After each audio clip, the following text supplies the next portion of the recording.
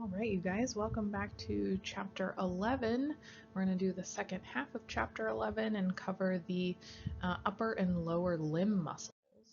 So, yesterday we were able to kind of talk about how muscles are organized. We're going to talk a little bit more about muscle compartments today because it really has to do with the limbs. But we talked a lot about muscle actions, right? And being on different sides of joints and how that can tell you what the muscle action does, as well as how do we name muscles. And even the names can help us out with where the muscle is, what the muscle does, which is very helpful. And then we covered all the muscles of the head, neck, and trunk. So the muscles we're going to first talk about today are still on the trunk, right? But because they move the upper and lower limbs, we're going to talk about them in this lecture, okay? So we're going to talk about the upper and lower limb muscles. So first, let's review a little bit of the movements of the scapula. So this is the shoulder blade, right? So a lot of the muscles that we're going to talk about at the beginning of this lecture have to do with moving the scapula and therefore moving the shoulder, right? So the shoulder joint. So I don't know if these are a little blurred on your image, but the first picture is elevation. So lifting your shoulder blades up or shrugging your shoulders, right? And then depression. So pushing your shoulder blades downward or pushing your shoulders down. And then we also have adduction and abduction with the shoulder blades. And we have another term for that as well. So adduction, remember adduction, you're bringing it closer to the midline or closer to the body. And that's also called a retraction. So that's like squaring your shoulders, right? Squaring your shoulder blades together. And then abduction is going away from center or away from midline, and that's also called protraction. So bringing your shoulders kind of forward or hunching them forward, that's protraction or abduction. And then don't worry too much about rotation. Okay, we'll talk a little bit more about rotation when we talk about the shoulder joint and things like that. But again, don't worry too much about upward and downward rotation. So let's start with the anterior thorax. So these are going to be muscles that are going to move the shoulder and the arm. Okay, so again, they're originating on the trunk, most likely on the rib cage, but they're going to be moving that shoulder joint and the upper arm. Okay. So again, remember I said pay attention to the superficial muscles and the deep muscles. So superficial muscles are pretty much right under the skin, and you have to remove those superficial muscles to get to the deeper muscles. So our superficial muscles are going to be the deltoid and the pectoralis major. And so the deltoid we've talked about a little bit, as well as the pectoralis major, but the deltoid is a prime mover of abduction. So remember we said it goes away, lifts the arm up. It has to be fairly robust. You're going against gravity. And it also helps though with flexion. So we're going to see a couple of these muscles that either have multiple heads and they're going to have multiple movements that they can do. But again, the deltoid is not the prime mover of flexion. It would be a synergist for flexion, okay?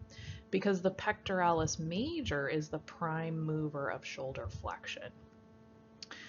It also does some adduction as well, but remember we talked about that teres major as doing a lot of adduction also. So, but it's a prime mover of that shoulder flexion. Okay. Now you have to remove the deltoid and especially the pectoralis major to look at these deep muscles underneath. So we do have a pectoralis minor underneath, and it helps to elevate the ribs. So we talked about the external intercostals as kind of lifting the ribs, but these guys also aid to help that as well. It also helps with scapular protraction. So remember, it's on the front side, so it's going to pull the scapula forward, right? So protraction, or away from the bot, away from midline, okay? It also has a fairly big job in stabilizing that whole pectoral girdle, right? We said that the shoulder joint is fairly unstable, so it kind of aids in stabilizing that shoulder joint and the girdle. And then one of my favorite muscles, the serratus anterior, is kind of underneath the pectoralis major, but kind of spans downward down the rib cage. And it's the prime mover of scapular protraction. Remember, so we just said what scapular protraction does. Pectoralis minor would be a synergist to the serratus anterior. Okay, it also does some rotation as well, but don't worry too much about that. But if you think about the motion in punching, right, you're going to push your arm forward, you're going to have to protract your scapula, and you're going to have to kind of rotate it forward. So that's what the serratus anterior does, okay? And it's kind of cool. It's very easily identifiable. It has kind of a serrated edge to it. It looks fairly cool, on the models and on the cadaver, okay? So now let's look at the posterior thorax. So again, these guys are going to move the shoulder and arm even though they are originating on the thorax, on the spine, or the rib cage, but they're going to be prime movers of the shoulder and arm. So first we have those superficial muscles. So we have the latissimus dorsi, okay, which is a big triangular muscle, as well as the trapezius. They're both very large, flat, triangular muscles. And the latissimus dorsi is the prime mover of arm and shoulder extension, right? So it's doing the opposite motion of the pectoralis major, okay? It also does a little adduction and medial rotation, but don't worry as much about that. And then the trapezius is another huge triangular flat muscle. It's above the latissimus dorsi, okay? And it does a couple of different things. It stabilizes and elevates the scapula, but it also extends the head. So remember, we already talked about the trapezius as being a neck muscle. So it does two big jobs, right? So it extends the head, but it also elevates the scapula. Now we have to remove the trapezius and maybe the latissimus dorsi to see these deep muscles underneath. So we have the levator scapulae, which essentially elevates the scapula as well, just like the trapezius. And then we have the rhomboids. Now rhomboids, think of what a rhomboid looks like. It's the shape, right? So kind of two parallel lines and then lines connecting between them. So we have the rhomboid major and minor, and essentially they're going to be our main scapula adductors or retraction. Okay, so squaring your shoulders, bringing your scapula toward the spine. Okay. It also helps to stabilize the scapula as well. There's a lot of these muscles are going to help stabilize the scapula because the scapula isn't attached via any bony attachment, really.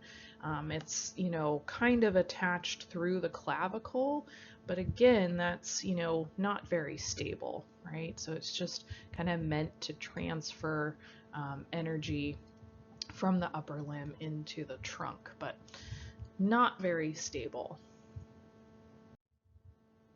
So now if we look at some more deep muscles on the posterior side, these guys are going to be muscles of the shoulder joint itself, okay?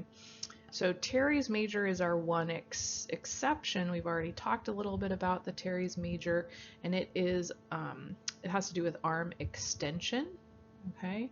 And so it's kind of grouped in together with the rotator cuff muscles because it sits right below the rotator cuff muscles, but it's really not part of the rotator cuff, okay?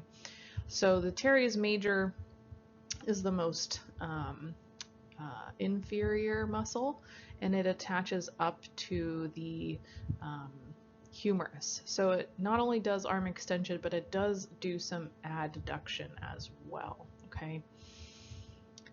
But these rotator cuff muscles are very important, so they help to stabilize that shoulder joint. And essentially we can think of them in terms of the spine of the scapula.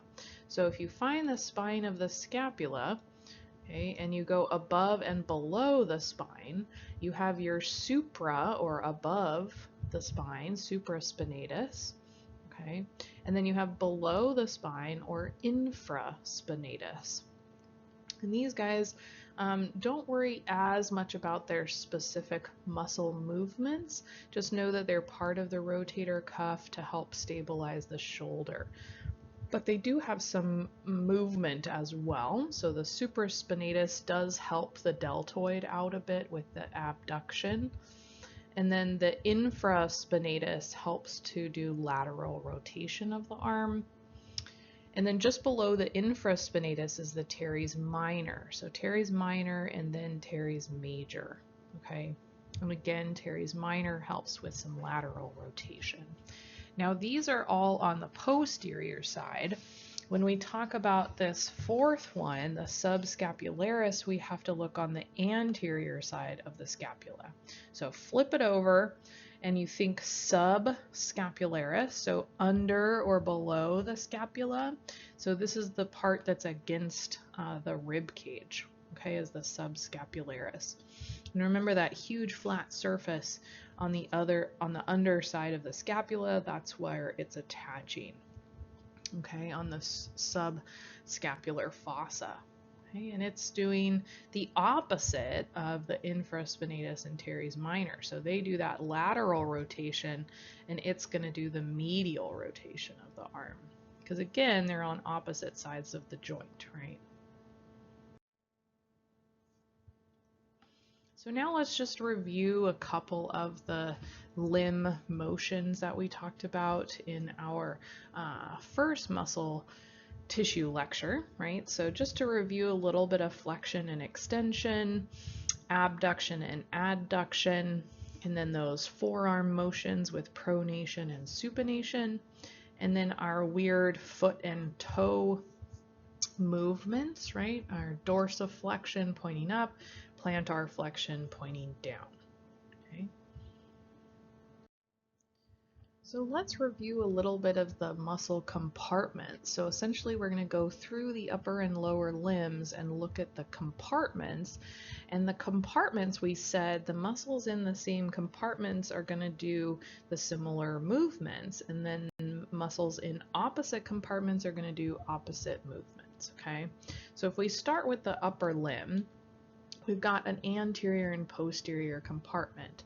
And the anterior compartment is going to be all the flexors of the forearm at the elbow, right? So it's going to flex the elbow, and it's going to be innervated by one nerve, and that's the musculocutaneous nerve. And again, we're going to cover those nerves in another lecture, so don't worry too much about them unless I have them specifically highlighted or bolded, okay?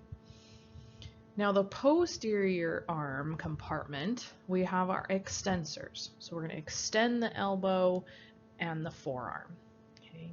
And again, this one is innervated by the radial nerve, and the radial nerve is very special because it is the only nerve on the posterior side of the arm. So it does all the extensor muscles of the arm.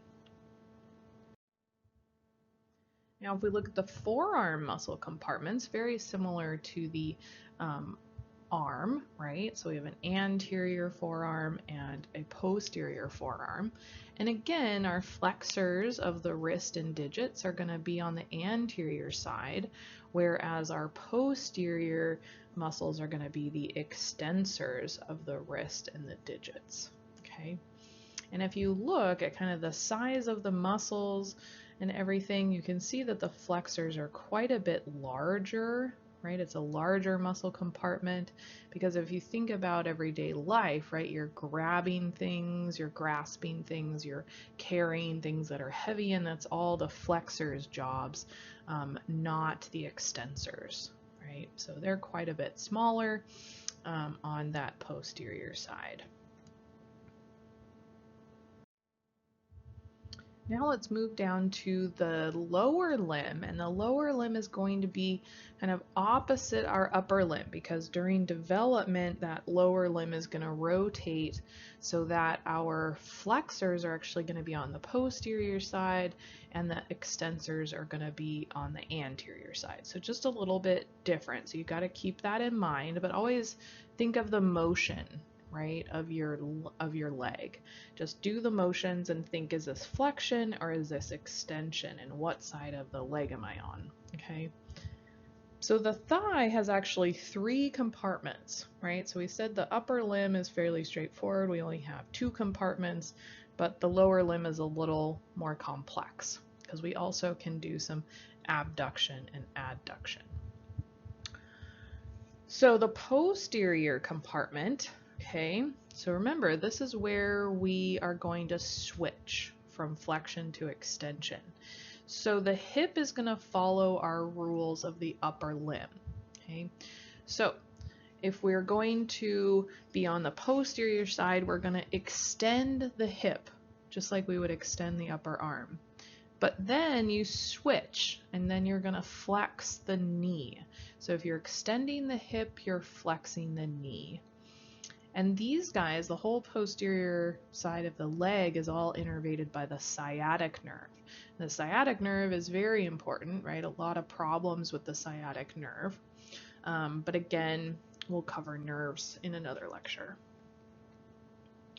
And then on the anterior side, so again, the hip is going to follow the upper limb rules, but then the rest of the leg is going to switch. So we're going to flex at the hip, right? Or flex it, bring it up.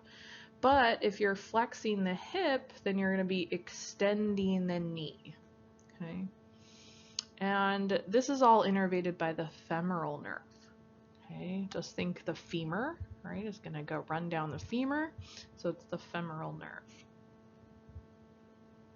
And then our third compartment of the thigh is actually going to be a medial compartment.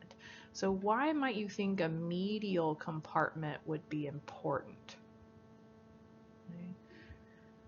Well, what do? We adduct our thighs together, right? So that's fairly important. Think of riding a horse, right? Or something like that, or riding a motorcycle, something, or a bike even, that you have to squeeze your thighs together to stay on, right? So again, we have a fairly large medial thigh compartment for adduction. So these muscles are all going to adduct the thigh. And it's quite a large compartment in comparison to the other two as well. Okay? So the hamstrings are the smallest, the posterior side, right? And then we do have the anterior side does wrap around a little bit to the lateral side. So again, it's kind of playing like a lateral and anterior compartment, okay? But those are your quadricep muscles, right? And then those hamstrings in the back. And we'll go through all the individual muscles here next, okay? Once we get through the compartments. So last but not least, we have the leg muscle compartment, right? So again, we have 3 compartments in the leg. We have a posterior compartment. So these guys are going to essentially be flexors of the digits and plantar flexors, right? So they're going to point the toe, right? And flex those digits, okay? So again, plantar flexion, pointing the toe, okay, because you are kind of extending the ankle. So again, that's kind of, you know, strange and opposite. So we give it its own term, and that's that plantar flexion. And that's innervated by the tibial nerve, okay, running down the tibia. Again, we're, You know, once you kind of, we're building on top of each other, right? We know our bones now, and we're going to know the muscles, and then we're going to feed off of that and learn our nerves and blood vessels. And they're all kind of helpful in terms of the names and where they are, most of them at least. Then the anterior compartment, okay, is going to be your digital extensors and dorsiflexors, right? So you're extending those toes, you're going to point your toes up towards the sky, right? And again, the fibular nerve is coming into play here. Now we have a lateral compartment, okay? So medial compartment on the thigh, lateral compartment in the leg, okay? These guys are going to help with the plantar flexion because plantar flexion is really important, right? That's your pushing off, really, is in your locomotion, right? Is plantar flexion, but it also everts the foot. Okay, so eversion is pointing the sole of your foot outward, right? And so again, we've got the fibular nerve coming into play here. Okay. So again, if we look at our cross section over here, that posterior compartment is huge, right? That makes sense. That's where most of the muscle on your leg lives. And we have a tiny little anterior and tiny little lateral. Okay. And the tibia is just right under the surface of the skin. That's why you can feel your shin very, very well, because it's just sitting there right under the skin, not covered in muscle. So let's start with those muscles of the arm that are going to move the forearm at the elbow. Okay, so again, if we start on the anterior side, we are talking about the flexors of the forearm. And there are 3 main flexors. Some of these also do other motions as well. But I think the one that most people are familiar with is the biceps brachii. So you have to put brachii in there because we have another biceps, but it's in the leg. Okay, so that tells you it is the biceps of the arm, or the brachii. This one also supinates. So remember our pronation and supination. It's that rotating your palm upward is supination. And so it also does a little bit of that, but really think flexion, right? Elbow flexion. And then we have 2 other ones that sound very familiar, very similar. So I recommend, making maybe flashcards for these guys.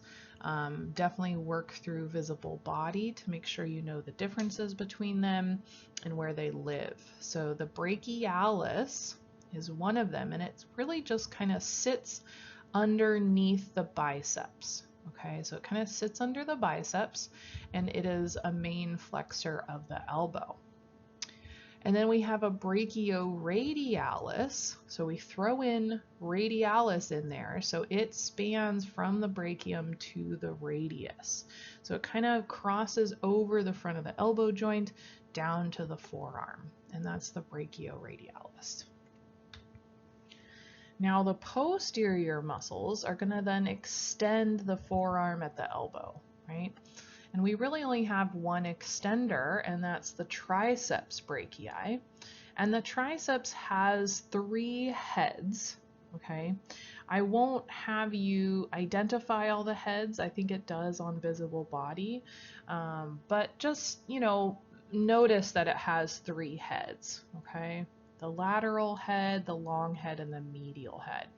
So what's really visible is the lateral and the long head. I think the lateral is the biggest, but just note them. But I won't ask it on an exam, okay? So now if we move down to the forearm, all of the forearm muscles are going to move the wrist and the digits, okay? And the forearm muscles can be very challenging. So I'm going to give you some helpful hints and tips on them and which ones you actually need to know. So there's multiple layers in the forearm, which can be quite challenging, okay? So another big thing about the forearm muscles is that they have very long tendons. So the muscles are lying in the forearm, but they have to go all the way down and attach to the digits, right? So they're very long tendons. But what happens is if you have the majority of your muscle up near the elbow, you have this long tendon, if you were to contract that muscle, what would happen to the tendon? What do you think? It would kind of pop off the bone, right? So there's nothing holding it down. So it would kind of, pop upward, right? And so, and we can kind of see this when you flex your wrist and you see some tendons that pop up, right? So those are these very long tendons of these flexor muscles. But we have a special thing called a flexor and extensor retinacula. Okay, retinacula for plural, retinaculum for singular. And essentially they keep those tendons in place. Okay, so they keep them from snapping off the bones when those muscles contract. We have them in our ankle as well. Okay, so just kind of a sheet of connective tissue that helps keep these tendons in place. Okay, so now most of these forearm muscles, these flexors, are going to, well, flexors and extensors are going to originate on the distal humerus. Okay, so they're actually going to span both the elbow joint and maybe the wrist, and then maybe even some of the hand and digit joints. So they may span quite a few joints, but they're all going to really originate on that distal humerus. And specifically, the flexors are all going to originate on the medial epicondyle of the humerus. So the medial epicondyle is that really big bony part in your elbow, right? On the medial side, you can feel this big bony protrusion. That is the medial epicondyle. Okay, so if you think about it, all of those muscles of the forearm are going to come off of that medial epicondyle. Okay, and then they're all going to flex the wrist and the digits. So let's first talk about the superficial muscles of the anterior side of the forearm. And these guys are going to flex the wrist and the digits, okay, and or. So some may just flex the wrist and some flex both, okay. So if we move medial to lateral, so we said they're all going to come up and originate on that medial epicondyle of the humerus, we can kind of work our way from medial to lateral. So the first one is going to be the flexor carpi ulnaris. So this tells you exactly where it goes, okay? It's going to run right down the ulna. It originates at the humerus, runs right down the ulna, and attaches at the carpus, okay? So it's going to flex the carpus, okay? So that's just awesome. So it tells us what it does and where it is, okay? So that's the flexor carpi ulnaris. Next, we have an interesting muscle called the palmaris longus, and essentially this muscle, a certain percent of people actually don't have this muscle. So if you flex your wrist and you don't see those little tendons pop up, then you might be the 20 or 30% of people that don't have this muscle, okay? But because all it does is it really just tenses the skin on the palm. It's a very weak flexor of the digits, so it doesn't do a whole lot. That's why some people don't have it. And it's also a very long tendon. So it has a very long tendon, and sometimes it's used as the tendon in the Tommy John surgery to fix. It's an elbow surgery that a lot of pitchers have to undergo, but this is one of the tendons that they harvest for that surgery.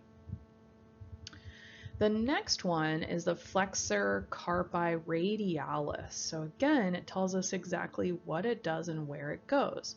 It's going to come off of that medial epicondyle and run down the radius, okay, and it flexes the carpus. Okay, that's great. Okay. Now our last superficial one is the pronator teres, and it kind of runs in an oblique angle. So it starts at the medial epicondyle and runs over and across to the radius. So it is a pronator. So what did we say pronation is, right? So you're going to bring your palm, rotate it downward, right? So if you think about where that muscle runs, when it contracts, it's going to rotate that radius over the ulna and your palm will face down. Okay? So I don't have it highlighted on the thing, but it's right here. Sorry about that. So it runs right here. So if you notice, it doesn't have a long tendon like our flexors, right? Because it's not going down to the wrist or the digits. It's just crossing over the ulna to the radius. Okay. So now we have to take those superficial muscles off to be able to see these deep flexors of the carpus and the digits. Okay. So what do we see first? We see the flexor digitorum superficialis. Okay, so again, it says it's superficial, but again, it's deep to the two flexor carpi radialis and ulnaris. Okay, and then right under that, we have the flexor digitorum profundus. So they sit right on top of each other. They are both going to flex the digits. So we have some very strong flexors of our digits, right, for grasping and holding, right? So we have some very strong flexors. These are the muscles that get really big in sports players, that maybe like tennis players, right, that have to hold a racket. They get very large muscles here, okay? But I tend to just go with flexor digitorum. So we do have two, the superficialis and the profundus, but I don't get too specific on which one's which, okay? And then we also have the supinator. So just like we have a pronator, right, we have a supinator. And so this guy's going to run the opposite direction of the pronator. It's also going to be super deep. So you have to take off all these other muscles to be able to see the supinator. Okay, so here's our deepest view right here, and it sits right here. Okay. So it's going to span now from the radius side to the ulna side to pull the ulna or the radius back up and over so that you have your palm facing up, or supination. Okay. So now if we look at the extensor muscles of the forearm, they are mostly going to be on the posterior side of the arm. But again, because of the special rotation ability of the forearm, these guys are quite challenging. Some are a little more lateral, I'd say, than actually true posterior. So again, kind of a challenge, but you have to really think about the anatomical position. Okay. Most of these guys are going to originate on the lateral epicondyle of the humerus, just like we said that the flexors are going to originate on the medial epicondyle. Most of these guys originate on that lateral epicondyle. Okay. Again, mostly reside on that posterior side of the arm, and they're all going to extend the wrist and the digits. So what are these posterior forearm muscles? So very easy. Okay, I know this doesn't look easy when you're looking at the picture here, but just like we had flexor carpis, right, we have extensor carpis. Okay, and then just like we had a flexor digitorum, we have an extensor digitorum. So think of it in threes, right? So we have a flexor carpi ulnaris, flexor carpi radialis, and in between that you have your flexor digitorum. Okay. Now we have an extensor carpi radialis, longest. Don't worry too much about the longest part. but essentially it's going to sit right next to the brachioradialis. We said that brachioradialis kind of comes down from the arm to the forearm. So you kind of start there and work your way kind of around. And the first one you're going to hit is the extensor carpi radialis. And it does have two heads, but don't worry too much about that. So one head doesn't originate on the lateral epicondyle, but the other one does. So you can just kind of group them together, okay, and call them the extensor carpi radialis. Okay, so it's going to extend the carpus at the radius. Okay, so it runs down the radius and extends the wrist. Next, you have the extensor digitorum running right down the middle. And again, for these digits, the digitorums, you can follow the tendons all the way down to the digits, right? So if you follow these tendons, you can follow them all the way down to the fingers, and that will give it away that this must be a digitorum of some sort, okay? And since you're on the extensor side, it's the extensor digitorum. Now, last but not least, you have the extensor carpi ulnaris, right? And it sits right next to the flexor carpi ulnaris. So they sit side by side. They both run down the ulna. One's on the flexor side or anterior side, one's on the extensor side or the posterior side. And so this one is going to extend the carpus at the ulna, okay? So hopefully that made a little more sense of our forearm muscles. Definitely play with them in the visible body. They can be quite challenging, but I've broken down all the ones that I want you guys to know, okay? So if we look at the hand itself, we have so many muscles in the hand because we have some fine motor movement, right? We have some very precise movements in our hands. All of them are located in the palm, right? So we can do adduction, abduction, apposition, many small muscles between all of these fingers. And I'm not going to have you learn any of these really small muscles, okay? All right, so now we're going to move to the lower limb. So just to review a little bit about our thigh and leg movements and compartments, right? So if we have anterior muscles, they're going to flex the thigh at the hip, but extend the leg at the knee, okay? So remember, the hip is where it switches. If you're on the posterior side, we're going to extend the thigh at the hip, but we're going to flex the leg at the knee, okay? And our medial muscles are going to adduct the thigh, so bring your thighs together. And there are deep fascias that surround all of these muscle groups, right? So these compartments are surrounded by deep fascia.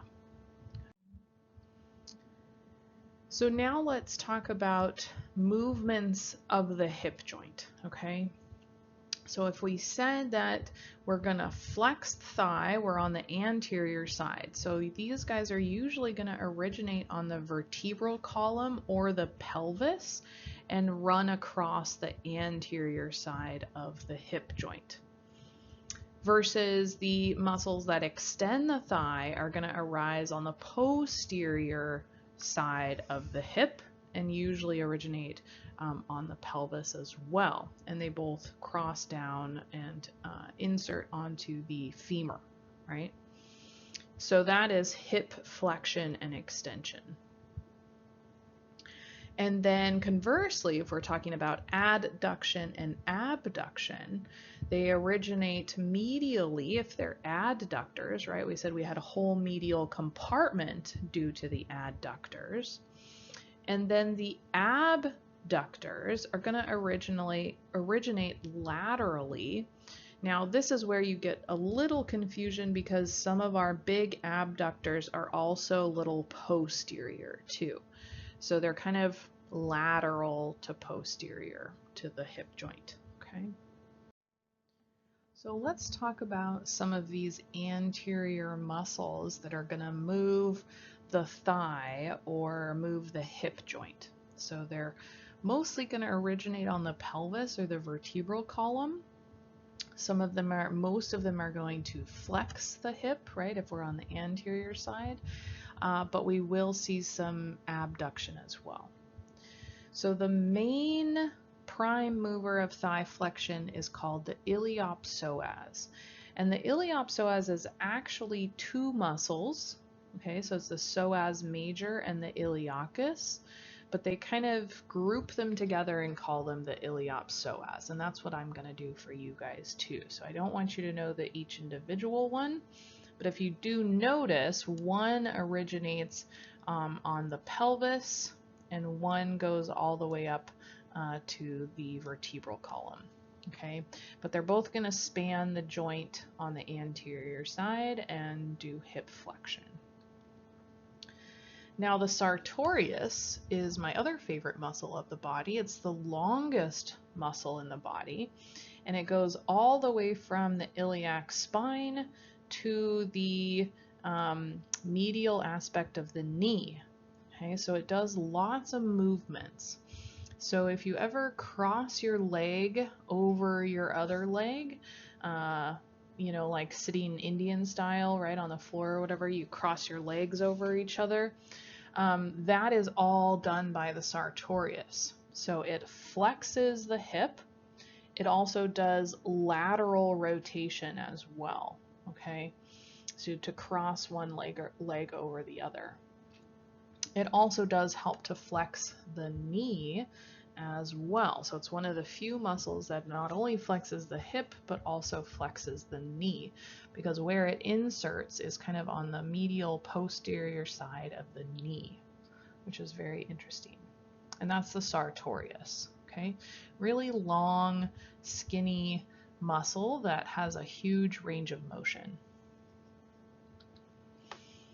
And then the tensor fascia lata, okay, is on the lateral, kind of anterior lateral aspect of the thigh. It's going to originate again up on the ilium, and it comes all the way down with a huge flat fascia all the way down to the knee. Okay, so it abducts and flexes the thigh. So it kind of does both, but it also helps to stabilize the joint.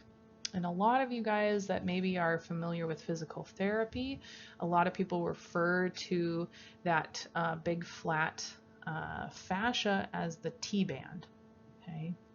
That's the tensor fascia lata. So a lot of people can get some pain in the T-band. You have to kind of massage it out, okay? So now if we look at the anterior thigh muscles that really don't have anything to do now with the hip, now we're going to talk about the leg and the knee. And those are the quadriceps muscles, okay? So it has 4 separate heads, okay? This quadriceps femoris actually has 4 different muscle heads. They all are going to insert at the quadriceps tendon, okay, which is going to then insert on the patella, which then turns into the patellar ligament, and all those tendons come together to the patellar ligament, which inserts on the tibial tuberosity, on the anterior side of the tibia. Now these guys are very powerful knee extensors, right? And the 4 of them make up the quadriceps femoris. So right in the middle, we have the rectus femoris, and then we have 3, I call them the vasti or the vastuses, however you want to think about it. We have the vastus lateralis, vastus medialis, and then you have to reflect or lift up the rectus femoris to see the vastus medialis. So on the image on the right-hand side, you can actually see the vastus intermedius. It has a huge tendon right sitting under the rectus femoris, but the muscle is actually way up here at the top, okay? And then, you just know your lateral and medial aspects to get your vastus lateralis and vastus medialis. The vastus medialis is usually the bigger of the heads of most of these muscles, okay? It's a big one.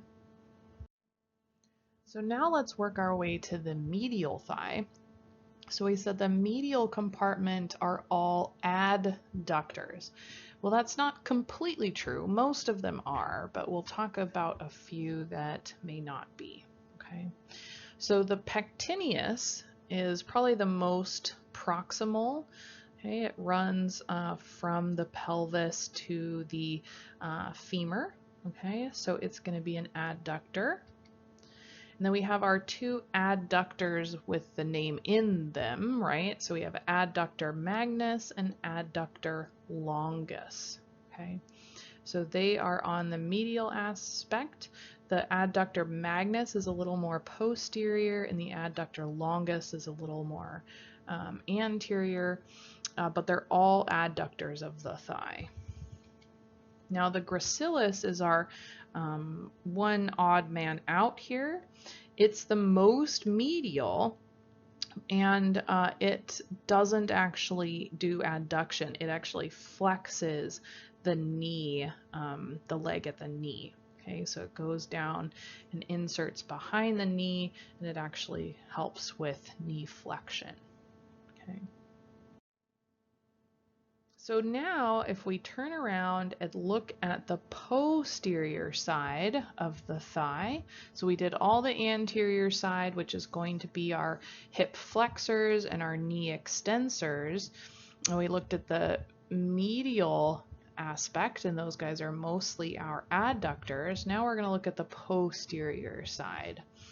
And so these guys are going to extend the hip and flex the knee. Okay.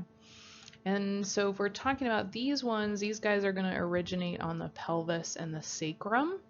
If we're talking about the thigh and the hip. So we have our gluteuses, right? So we have the gluteus maximus. A lot of us know about the gluteus maximus. We're all sitting on it right now.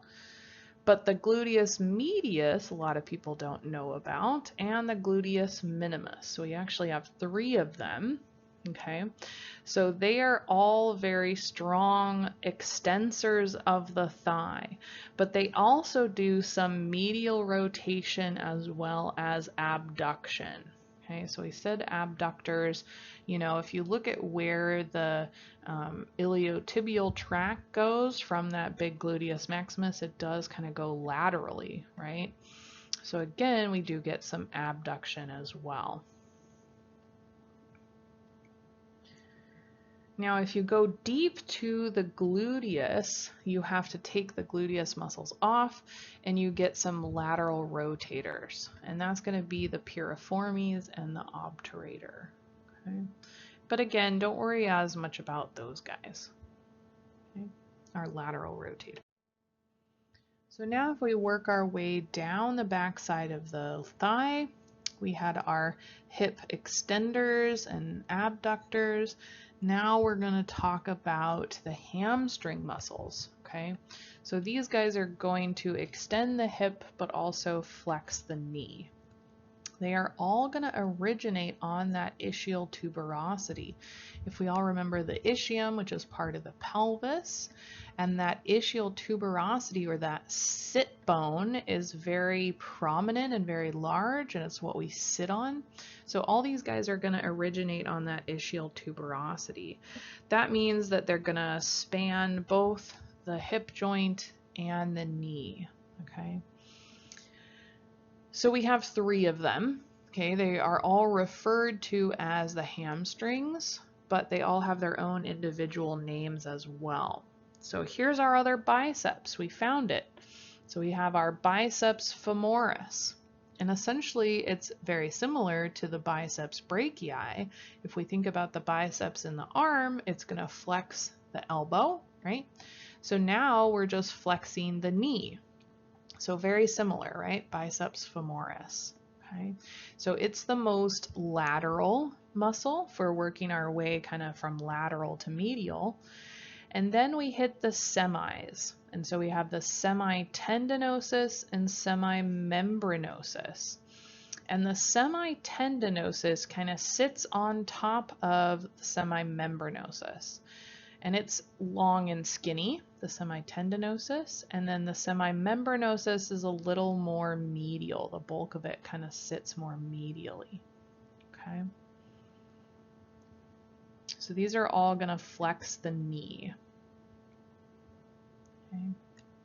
Now you can see the gracilis and the adductor magnus on the posterior side as well, but we said that the adductor magnus is a big adductor, and the gracilis also aids in knee flexion with the hamstring muscles. So you can see it kind of inserts in a similar area to those semis. So now if we work our way down the leg, these are going to be the muscles that are going to flex and extend the digits and do the dorsiflexion and plantar flexion. So there are some special features about the lower leg or the leg, and we have some very strong fascia that actually surrounds these leg muscles. So it divides those 3 compartments, and it's very tight, kind of like stockings. And what happens is when you talk about the cardiovascular system and venous return, you don't have a pumping system to return the blood to your heart.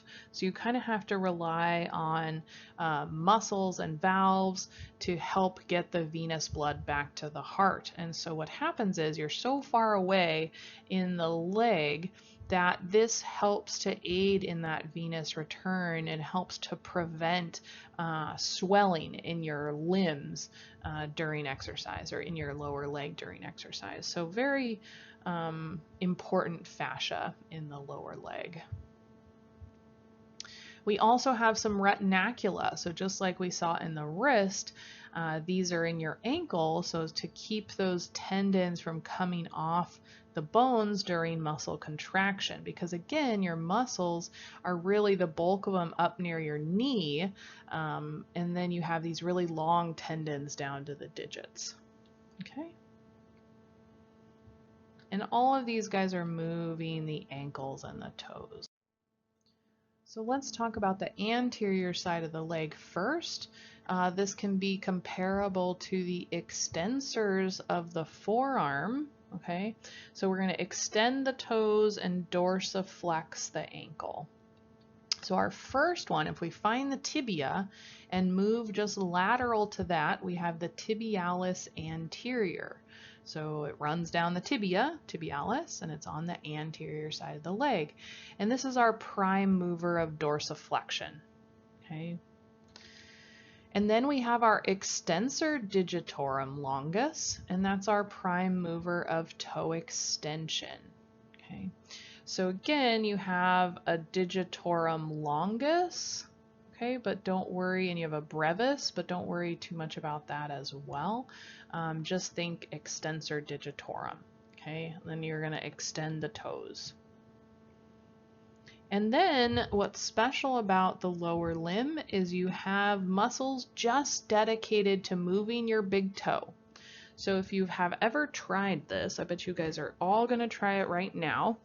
Look down at your feet and try moving just your big toe, right? So you can flex and extend your big toe.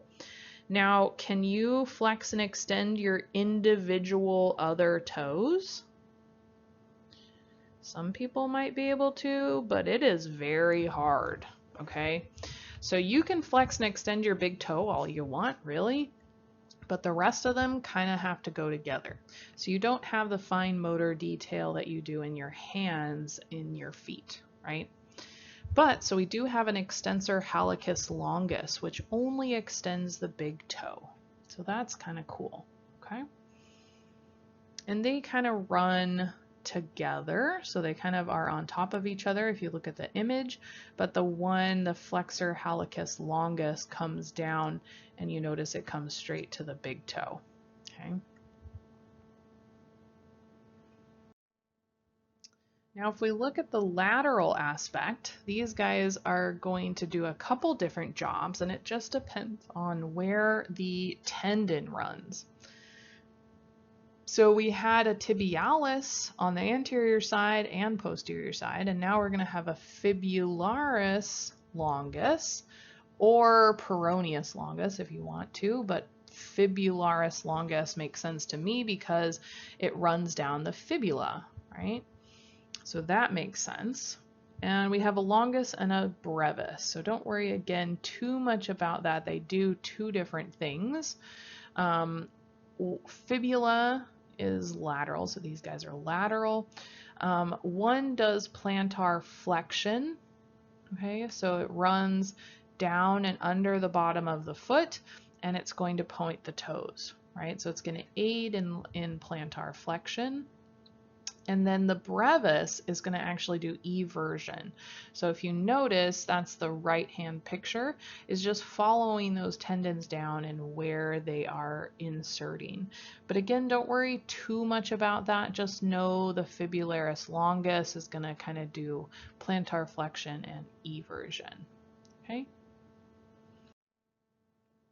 Now the posterior side of the leg is going to be the biggest muscles, right? So these guys are prime movers in plantar flexion.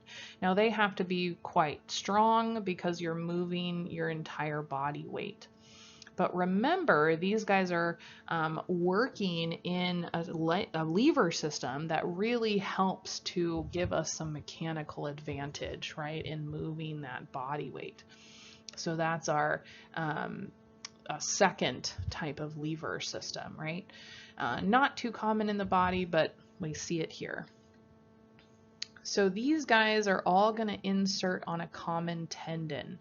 So we have a couple muscles back here, but they're all going to come together on the calcaneal tendon. Now the calcaneal tendon is also called the Achilles tendon, but I want you guys to call it the calcaneal tendon because it inserts on the calcaneus, right, which is one of our big tarsal bones, which is our heel bone, right? So all these guys are going to come together and insert on the calcaneus. Now the superficial muscles are the gastrocnemius, so it's one muscle, but it's got two heads. So you have a medial and lateral head of the gastrocnemius. So these are usually what you actually can see when you look at somebody that has very defined calf muscles. But the actual larger muscle is the soleus. So the soleus is a wider, thicker muscle just under the gastrocnemius, and it spans the whole length of it. So you notice the gastrocnemius has a very long tendon, and underneath that tendon is the soleus. Okay. So a lot of people have more defined soleus than gastrocnemius. So now if we actually remove those superficial muscles, the gastrocnemius and the soleus, we can see these very deep muscles in the posterior leg. And again, we have lots of layers of muscles on the posterior side because it's so important to plantar flex our foot and flex the toes. So we have our flexor digitorum, just like we have an extensor digitorum on the anterior side, we have a flexor digitorum on the posterior side that flexes our toes. And just like we had a tibialis anterior, we have a tibialis posterior. And so this is our prime mover of foot inversion. So we've talked about eversion, but now we have inversion. So not too important, right? You evert your foot, invert your foot. So those guys, it's a little more important to evert your foot than invert your foot, okay? And then, just like we said, we have our own big toe muscle. We have our flexor hallucis longus, which flexes the big toe. And what's really interesting about this is the most lateral muscle on the back side, on the posterior side of your leg, but where is your big toe? It's medial, right? So it actually crosses over underneath the sole of your foot to go to your big toe, which is quite interesting to me, whereas your flexor digitorum is most medial and that tibialis posterior sits in between them. So quite strange. But again, these guys are deep, so you have to remove the soleus and the gastroc to actually be able to see these guys, okay? So just like our hand, we have intrinsic muscles of the foot, and there are many of them. So the take-home message I want you guys to get for the foot is that you have 4 layers of muscle on the plantar aspect. So the sole of your foot has 4 layers of muscle. Guess how many layers you have on the top of your foot? Only 1. Okay. So why is that important? Why do you have so many muscles on the bottom of your feet? It really helps to move all your toes, but also the big thing is it supports the arches of your feet, okay? So the arches are very important for kind of the recoil and movement, right? In propelling your whole body weight forward. And again, so that has to do with a lot of the fit of the tarsal bones together, but also a lot of muscles and tendons. So here's our learning objectives for the entire chapter 11, right? So we split it up into 2 groups, but really kind of pay attention, and there's a big disclaimer down here at the bottom because there's so many muscles, but only the ones that we really covered in lecture. So don't get too caught up on muscles we didn't cover or specifically talk about when you're going through visible body, okay? And focus more on the actions of the book, and I don't know if visible body does as well, but a lot of focus is on the origin and insertion of these muscles. If I didn't talk about the origin or the insertion, then don't worry about it. There are a few that I made a point to talk about the origin and insertion, but unless I did, don't worry too much about it, okay? So we will have our next exam just on muscles. So pay attention, don't get behind on your muscles. I know it's kind of a short unit, but there's so many muscles that it's hard to put together in other units. And then we'll start the nervous system.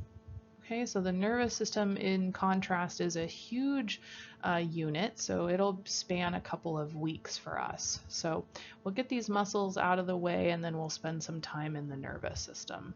Okay, if you have any questions, feel free to contact me, or I'll see you guys in office hours.